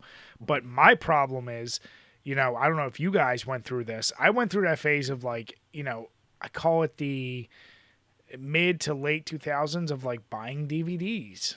And I have a mhm, lot behind me here, but mhm. those are strictly everything behind me Yeah. up front in the red. That's all horror DVDs. Mhm, I have literally contractor bags filled with DVD cases because I put all my mhm, DVDs in a booklet sleeve thing. mhm, I'm also the type that even though I have the movie right here, mhm, if it's on demand and I can rent for $3 and I mhm. don't have to come all the way downstairs, Right. my lazy ass is just renting. Like it's just one of those deals where it's like Well, I don't know why I need it, but I want it. Well, here's the thing with the DVDs. Like DVDs were great because like I'm not really a movie guy, but if I like a movie, I really like a movie and I want to watch the commentary.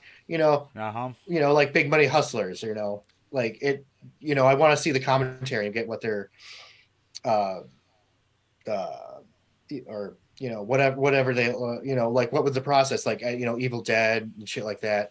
And and then like the last movie I bought, and I bought it for Blu-ray, was the movie Drive, and no Okay. DVD commentary. It has like scene commentary, but it doesn't have a full movie commentary. And I was just like, Really? is that what movies are like now? Like, and they don't have, so that's where I was like, eh. But like, yeah, if you have the DVDs were like the best things for like commentary stuff. And it And dude, sucks Oh that yeah. it's so many of gone them would now.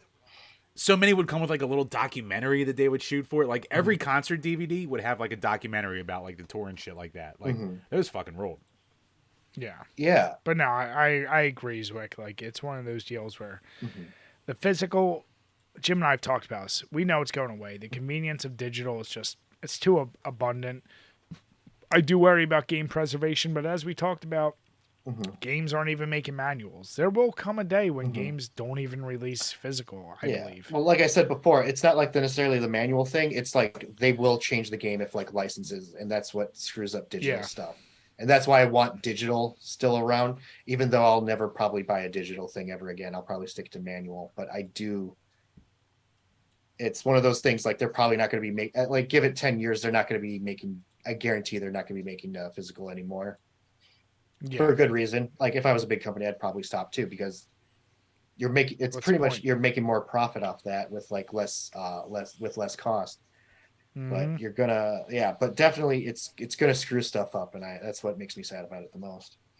Yeah. And you will never have that true definitive edition with a lot of AAA games because of that. Yep. Yeah, and then like like we saw with Sonic Origins with Sonic 3 and Knuckles, going back to that, like they had to change a shitload of tracks because the guy who worked with Michael Jackson had a big falling out with That Sega and was. licensing. So I'm surprised. Yeah, dude, that's upsetting. Like that was like an open secret thing that finally came to fruition. They should have kept those tracks. Like because I would have given it. I think I would have bought that game because of the widescreen aspect where they like converted a lot of it. And I was like, if they would have kept the Michael Jackson tracks, I probably would have been like, I'll give it another shot because Sonic feels like it's meant to be on widescreen. Because like when you have that 4x3, you're running into stuff constantly. But I think and like apparently Sonic Origins is still kind of a glitchy mess too. Like the best versions of like all these classic games are the ones Christian Whitehead did for like the iPhone ports. Well, so, like, Christian Whitehead did things. Christian Whitehead did the Origins, or was it Origins? He did Mania, yeah. Mania, but he not got Mania. But what was the thing that came after Mania? The collection. It just came out. The Origins collection? I don't think he worked a little bit with that. I think, yeah. The thing that just came out that like has widescreen and all of that. Or the Origins. It is Origin. Yeah. Apparently that's a glitchy mess. Not because Whitehead did work on that, and the thing was, it wasn't because Whitehead doesn't have love for the game, because obviously they do. It was because Sega actually rushed them and like wouldn't let them like delay the work release. it out. To work out the bugs. It's classic Sega being fucking Sega. We're like going back to Sacred Pools, a game they put $3 million into development for it to go. Yeah, they didn't like it at this convention, so we're not going to release it. Right. Like they just love God fucking Sega. Yeah. And I have me a wall of Sega Genesis games. I love me my Sega, but oh boy. You're a fake Sega stan. Don't you fucking dare. Even though I don't like you're the Dreamcast that much, and I never had a Saturn. So, all right, maybe there's something to it. You're the guy that always wanted the Nintendo, but you're like, I'll settle for a second tier. And now when you grow up, all you are is a Nintendo boy. You accept it. I am not just a Nintendo boy, but the Switch gets its play because of goddamn convenience. I can't help it. Maybe if I get a Steam Deck eventually, then I won't touch my Switch anymore. You never know. Oh, yeah. Jim, it's okay. Just admit it. I love my goddamn Italians. All right, so our last couple podcasts, we've been talking about some crazy lawsuits going back and forth, this and that. But that continues here with good old Billy Mitchell.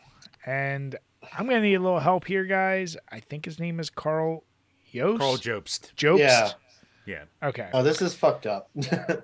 So Carl Jobst, the easiest way I'm going to describe him is a speedrunner who beat a world record, and he was sued by Billy Mitchell in 2021, and is now being sued again, and it's basically for defamation of character and damages.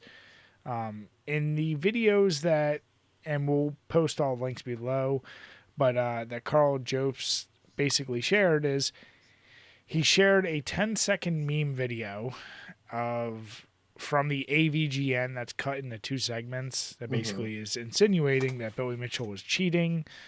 And at the end of the day, Billy Mitchell's lawyers just reached out to him and said, that's defamation of character, yada, yada, yada.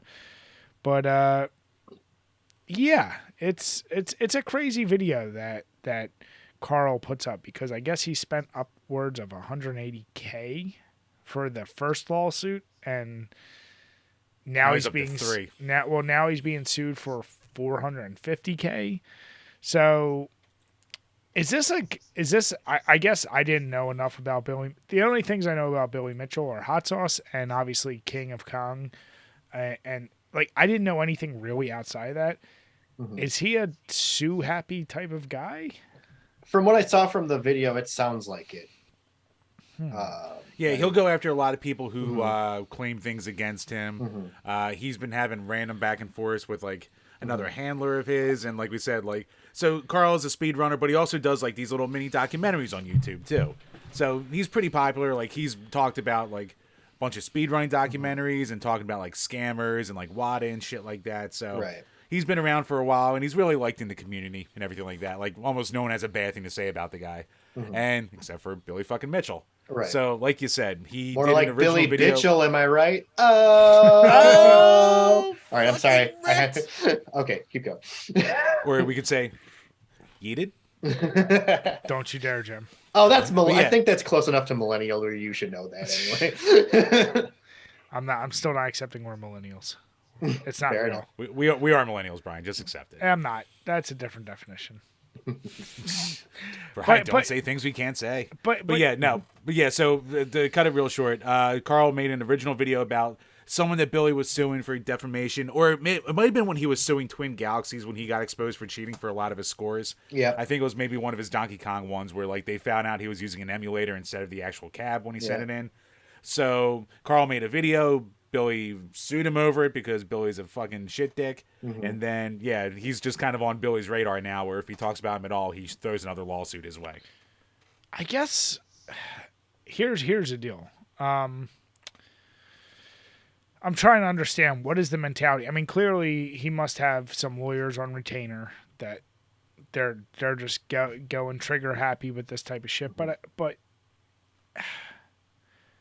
what is it he's trying? Is he just trying? He's just trying to shut him up. That's all. Yeah, I guess that's the interesting thing is like, you know, and then this Carl guy. It's interesting because as I talked about earlier, I don't feel bad for people that talk shit, and I'm not saying Carl's talking shit, but it's like if you already got sued by this guy, is it worth it to keep doing it? Like, because then he posts at the end like basically a GoFundMe or something that said, Right. "Help me with my legal battles." Like, And I hope he wins because this. I do too. I mean, he shouldn't be paying a cent to this guy. He shouldn't be into this. Like what he's doing is just taking advantage of like the courts to silence a person. It's fucked up, and I hate that. I hate when I kind of have a sore spot about that, being that I work with the Asterios. So yeah. Right. But so Fucking like it's dog one of bites. so like when I see shit like this, it really pisses me off. Right? Because like either you pay the guy and you lose a lot of money, and you admit that he's right, which is the worst fucking thing you can do, or you probably lose even more money fighting the fucking guy, fighting the guy that he shouldn't be doing. And it sucks because like I hope he's in a state where he can at least like, because I think like in California they have like protections against this where you can at least sue a person. Yeah, the anti-slap laws and stuff. Yeah, the like anti-slap laws. Like I don't know if he lives in the state or not, but like it's. He's Australian, so I think it's different there. He's Australian? How the fuck? Yeah, did he Carl. sue? Yeah. well, that's the part I don't understand, which is how like you're in Australia unless they adhere to U.S. laws. Like, how are you being sued unless you? I don't know. Yeah, that was the part that got me. I'm like, this is international. Like, actually, Drewski is a lawyer, so I'll have to ask him how the background of that works. I mean, unless you could, yeah, that's the only part I go. I don't get at all. I thought you can't really sue someone on something like that. No, I don't know. I think you can. I'm not a lawyer, but but like it seems like a very tricky thing to sue people across state lines, like to the point of not worth it. Well, that's what I mean. Is like I could understand he could say like, you need to take the video down. He like did distribution, but that's my point. No. Well, the video's still up. Yeah, but it's like you just take the video down. And I'm not going to press anything, but it's like, yeah, who's going to enforce it unless they enforce it? And basically, if this guy Carl ever comes to U.S., they're going to try and enforce it. Like, I don't know. That's he was saying that Billy's just basically trying to sue him into submission because, like, yeah. I mean, I guess his fucking gamer cred and hot sauce over the years has given him like fucking goofy looking fuck with that goddamn hair and the American flag fucking ties. Like, god damn it, and then like.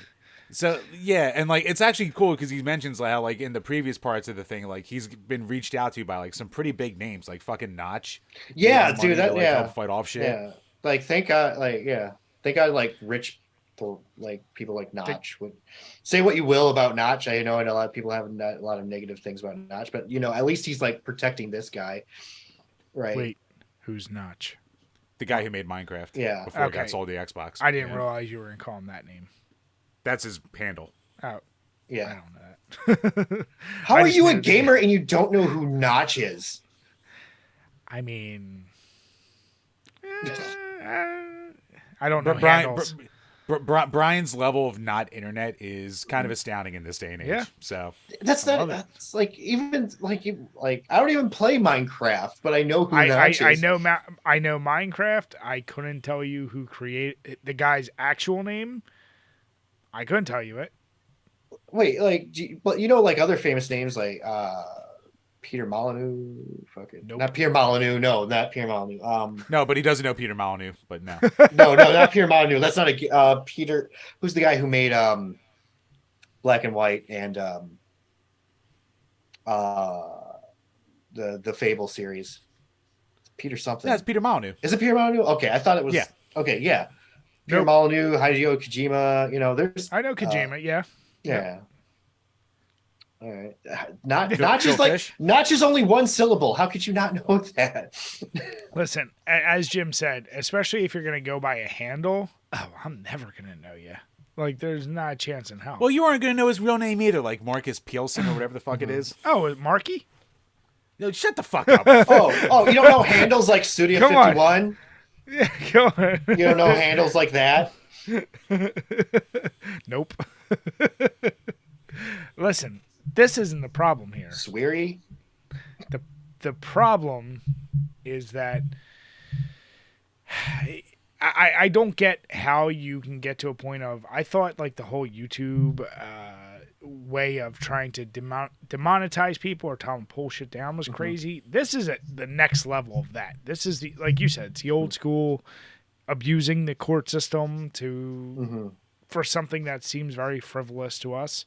Yeah. Because does it really defame him? And this Carl guy, he's got a lot of subscribers, but it's not like he's not like 20 million subscribers. It's really going to eat into Billy's bottom line. So Well, here's the thing too. Even if it was quote on even if he had a bajillion subscribers, right? And everyone on the planet watched him. He's just showing facts that other people showed. He's not putting out his own fucking opinion. Yeah, right? he was just reporting the news. He wasn't even like doing a hit piece or anything. Yeah. but here's the deal. I would say in the second one, he's not reporting the news. He was trying to make a funny meme. Like, he was using a meme that was already created and just putting it in there to be funny and kind of poke the bear. Like, he knew what he was doing. He could, if that segment of his video was not in there, it would have made the same exact point. He purposely put it in there to kind of be like, it was a little FU to him. And I go, I don't like it. I don't like it. You didn't not need it. fair. Fuck that. No, I will not give Billy Mitchell a fucking edge. Do not say fucking fair. I'll kick your ass and suck your dick if you give him a fucking edge. No. Do you promise? It's polite after I gotta make sure you're okay. No, it's fucking.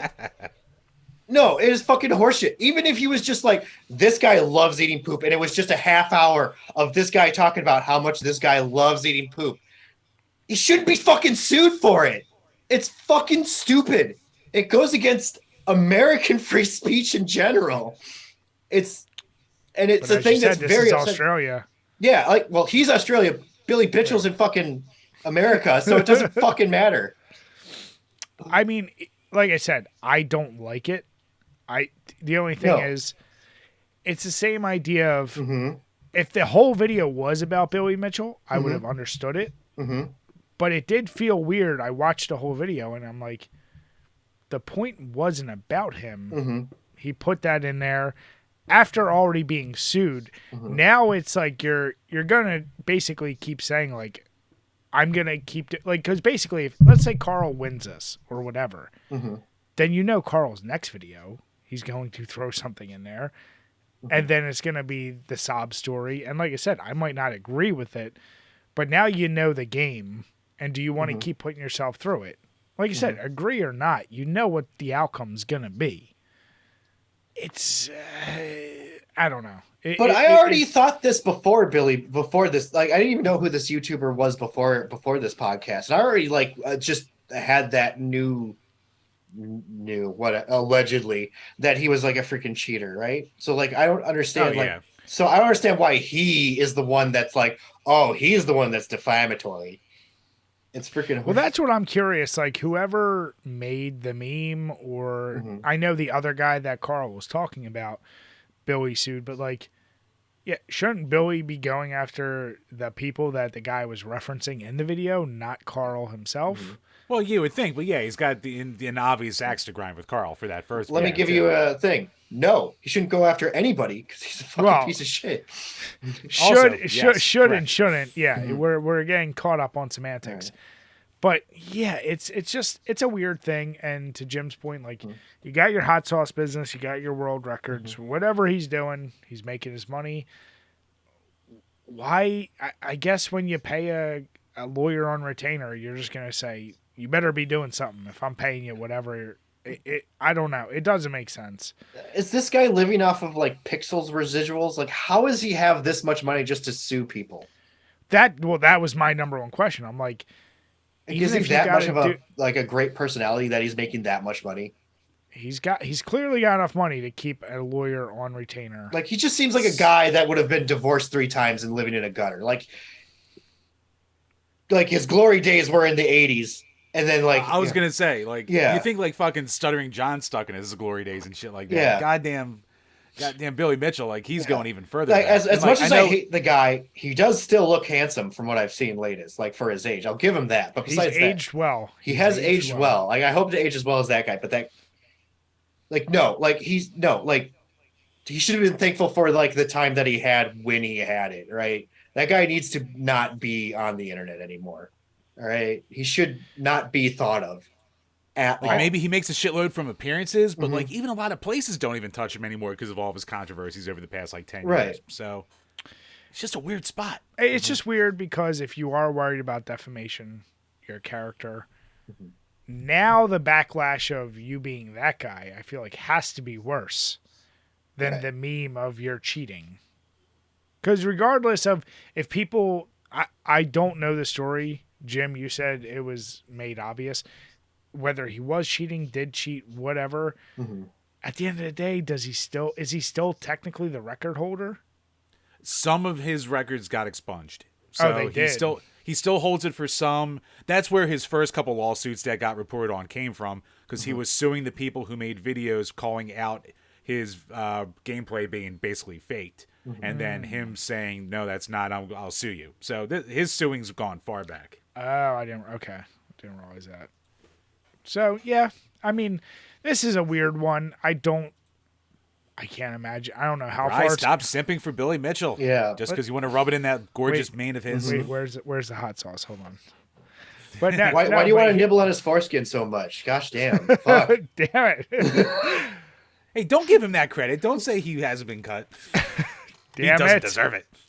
What do you mean? It's better to be cut, man. We can have this fight if you want. I'm all about like freaking utility and easy of use. All right. Yeah, and Jim. All right, Zwick, you'll love this story. So what do you call it? Our one fucking college roommate. Okay. He's uncircumcised. Oh no. And we'd always be like, well, dude, how do you even like live with all that extra stuff? He's like, dude, I wash my dick. And then like that just became a line between the friends for like the next. Until this day, actually. I like that. I like that he gets made fun of for washing his dick. That's fine. No, we were claiming he had to defend himself. He had black mold on his shower curtain for a very long time, and we're like, "There's no way you clean yourself." I knew back in the Navy, like if anyone had a foreskin, we'd refer to them as like the wizard sleeve or something like that. I mean, it's just. This is one I do want to follow, just because Carl has the thing going, and if you want to contribute to him, links are below for fighting his legal battles. I am curious, like, because apparently the letter he shows, he does make it clear that is not the like injunction or the actual like call to whatever. It's like the warning. So I guess they would need follow up. We'll see what actually happens here. Yeah, I don't know. It's a shitty thing. I've never been a fan of. And if Billy did win, it would set such a shit precedent too, especially for like YouTube in general. Right. So like, well, even just beyond the moral thing of Billy being a fucking fuckhead, like for us YouTubers, it's like no, you can't win this because then you can never talk about anyone again. Basically. Yeah. Well, here's the other thing I'm worried about too. Like, I hope he doesn't have like an infinite amount of money. I hope he has a limited amount of money because I hope this isn't a thing where like he loses and he just keeps suing, and then he loses and he keeps suing, and he loses and he keeps suing. Like, I hope that's like a thing that doesn't happen. Like, I hope like these 3 lawsuits are the last fucking things that this guy goes through, and then nobody has to go through Billy Mitchell's fucking shit again. I think he's so arrogant though and like narcissistic that he would spend his last penny to like save his name though. Just to Too, say, Yeah. in his yeah. mind. Then that's an upsetting thing. Like hopefully he becomes broke in the gutter so he can't afford to do it anymore. Well, that was my original point is Mhm. why is he fighting it so hard? Like, is he Glory fighting days. because this is his last penny and he's trying to hold on to it? Or is it like, I don't know, is it an endorsement deal that could go south if it comes out to be true? Like, who knows? Yeah. Either way, like I said, that is something I think I would like to see, in a month or so, what actually comes out of it. But boys, the real question is, how have those drinks been treating you, Zwick? You've Oh, had dude, your I mix- started with I had 3 full drinks. I'm on the last one that's like half full right now. Nice. And I'm you said, is this your first time trying those? Oh no, this is the first time like I've been on a while on a podcast that wasn't Thought Cops. Gotcha. Mhm. And what about you, Jamers? How did that harpoon pumpkin treat you? Always good. The Harpoon Dunkin' Donuts crossover was a very good one. If you can find it still, it was a limited release. Definitely pick it up. Actually went on to their Dunkin' Midnight as well because, need some more to drink. But yeah, no, it's always been a solid beer to me. So highly recommended. Nice. And if anyone out there ever wants to try a double IPA, what I'll say is this is good. It's not going to knock your socks off considering the fact that it was like $16 for the big 4 cans. So it's a little expensive, but it is good. I'm not going to say it's bad. Just a little bit expensive for only 4 beers. I've had better quality ones. Still some of the coolest can art I've seen. And you talk about preservationist. I want somebody to take every beer can art and do that goddamn scanning they did with PS2 manuals, because Jesus Christ. that's what I want to see. Especially for nude beer, right? That's right. They should start with that and then work their way down. Yeah. Damn it, Jim. Yeah. And I will say, like, Sure. Crown Royale, really good. You could probably make it yourself and have it fine, but if you're lazy like me, can't go wrong with it. Easy to go. Mm-hmm. With that, Zwick, we want to say thank you so much for coming on. Everyone who is watching, listening, please be sure to click all the links below. We appreciate having you on, bud. And to anyone It was a listening, fun ass show. I appreciate it. And you got glad to to have get you, all of Jim's crusty corner topics. Yeah, good old Zwick come on this nice, happy little fun podcast, talk about video games. My dick. His dick, rape, sexism, racism. Can we have all funner the topics happy- next time I come on? Not to shit on your dick, but man, like, I was like, I saw the doc, I was like, oh man, this is. I mean, it's fair. No. Maybe I'll put it out. Maybe next time we'll be like for guests, I'll be like, oh, by the way, if you're not comfortable with any of these topics, please let me know. Well, Like, no, can I work think around that's it. the thing. It's like none of that. Here's what's going to happen. It's like no guest will ever come on for this. Let's get Zwick. He'll do it. It's just the way the cookie crumbled. I can't help it. I'll be on the show if I can. I love this show. It's fucking awesome. Oh yeah, no, we'll definitely have you on again. Yeah.